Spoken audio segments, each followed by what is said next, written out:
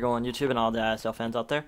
This is TyFire23 here, and I am bringing you the Week 6 matchup between the Calgary Flamethrowers and ourselves, the Atlanta Braviaries.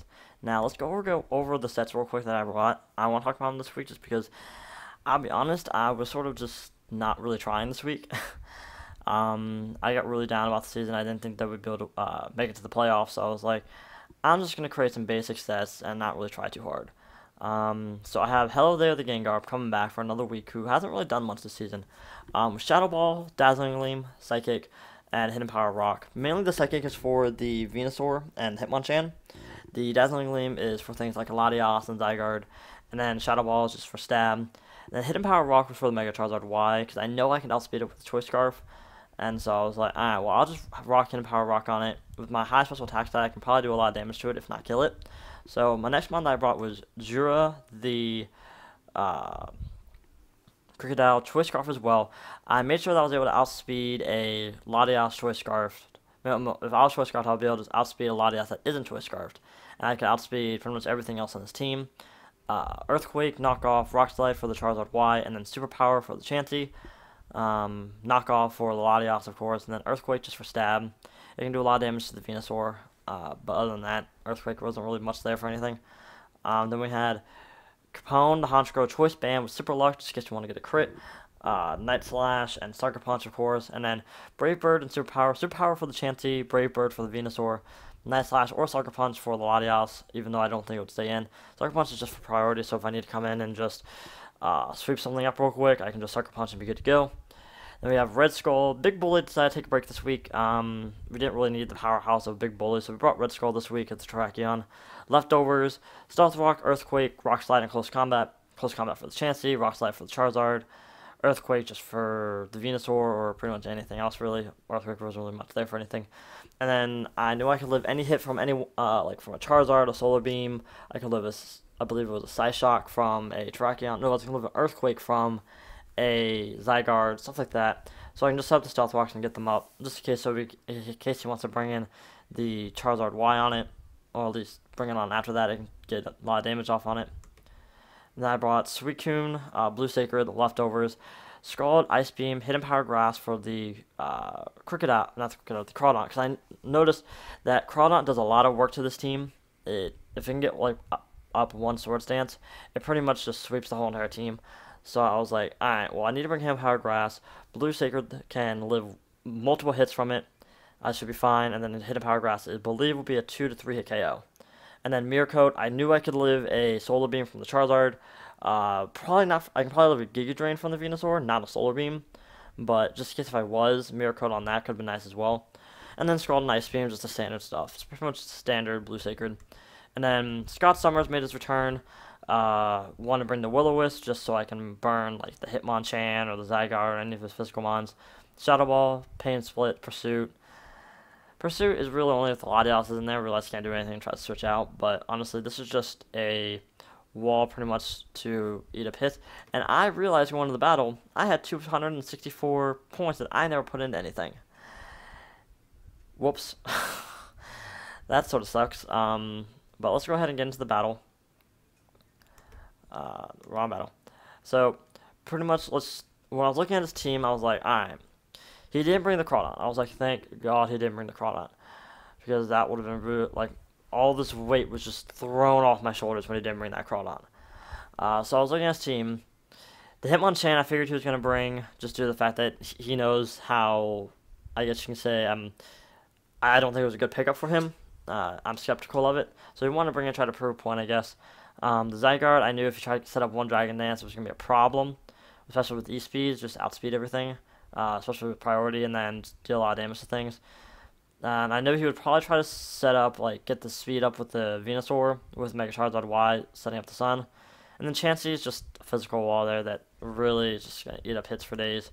So, let's go into the battle. Now, he led off with the Zygarde, and I let off a Terrakion. I knew I could live one Earthquake, possibly, just due to the fact I was almost max HP.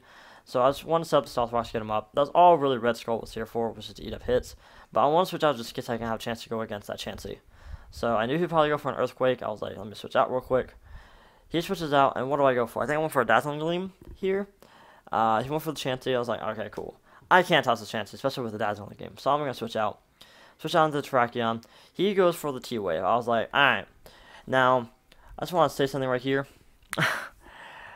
Apparently, both me and my opponent were confused of how Seismic Toss worked. We thought it always did 50 damage due to, in regular Wi-Fi battles, it always does 50. So that's the reason why I brought in Red Skull here, was because, like, okay, I know I can live a hit from a Seismic Toss, and I can get a close combat off on it. Unknowledgeable to me, it actually does the level of the Pokemon, not just does 50 damage. It always does 50 in Wi-Fi battles because they're always level 50. Here it does 100. That was my misplay. So he's going to go for Seismic Toss here, and it goes down. So I was like, alright, that sort of sucks. But then I was like, alright, let me just bring in Capone. I figured he would switch out, but I was like, I'll go for the Superpower just in case. He doesn't switch out, and down goes the Chansey. I was like, sweet, alright, I get the wall out of the way.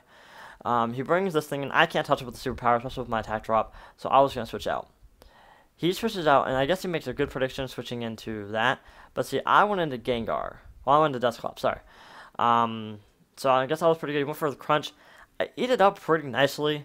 I went for the Willis and missed. I was like, you got to be kidding me. So he went for another Crunch. I just went for a Pain Split. Figured if he was going to switch something else in, I can get some HP back. He switches out while I went for another Will-O-Wisp, so I was like, okay, so he's just going to continue to crunch me. I get the Will-O-Wisp on the Latias, not that big of a deal. He goes for the Psychics. I eat it up pretty nicely due to the HP boosted and Eviolate. And I'm just going for a Shadow Ball. It did a decent amount. I figured with another Shadow Ball and the burn damage should take him out. And Shadow Ball just does the trick. So down the Latias, I was like, alright, so Gengar pretty much has free reign to do whatever he wants now, so I don't have to worry about a Choice Scarf Latias speed tying me and hitting me with a Psychic. So I was like, alright, well, let me just go into Suicune real quick. And he went into, I believe it was Hitmonchan. I went for the Skull, just try to get damage off on it. Just, just try to do something. He went for the Rapid Spin, try to get rid of the rock so the Charizard can come in without taking damage. I was like, alright. He lived on 1%. I was like, you gotta be kidding me. But he just, I guess he was Choice Scarfed in the Rapid Spin or something, because he just went for it again, not going for regular damage. So I was like, alright, that's not a big deal. I'm at 98%. Now, I had to run the calc on this. I was pretty sure that I was running max HP and max special attack. So I was like, okay. Running max HP, I had to run the calc, see if I was able to live a Solar Beam from this thing. I figured I could. I think the max data was could have done was like 80%. So I brought the Mirror Coat just in case for this particular reason. So he went for Solar Beam, brought me down to about 27%. I was like, alright, cool. I'm good to go there. Mirror Coat, goodbye Charizard. I was like, I'm golden. I can pretty much sack this thing off now. There's really no point in me keeping it around. He goes into Thickums, and when I realized he went for Growth, I was like, oh, shit. I was like, crap. I'm not going to be able to kill this. I might not be able to kill this thing. He might just switch to my team. And I was like, wait a second. He's a physical one. I was like, alright, well, that's good to know. And I was like, alright, well, I knew, like, pause here. I found out that, I was like, okay. I know his speed is doubled in the sun. I believed it was. I didn't do the actual... I took a big risk here because I wasn't sure a Choice Scarf Gengar could outspeed it due to the fact that his speed was double. But I was like, alright, well, we'll just try it out. I had Psychic for a reason. Outsped, took it out just fine. I was like, sweet. No problem there. I was like, alright, Gengar. I just went for Psychics. Didn't do a whole lot. And he went for Crunches. I was a 2-hit KO because I could live one Crunch. But I was already locked in the Psychic. I didn't want anything else to come in on it. So he went into, just continuing for Crunch. I let Gengar go down. I could have gone to Crocodile since I knew he was going for Crunches and just taken it out that way. But I just went for a Sucker Punch. I knew he was locked in due to being Choice Scarfed. And I won the battle 2-0. Crocodile never hit the field.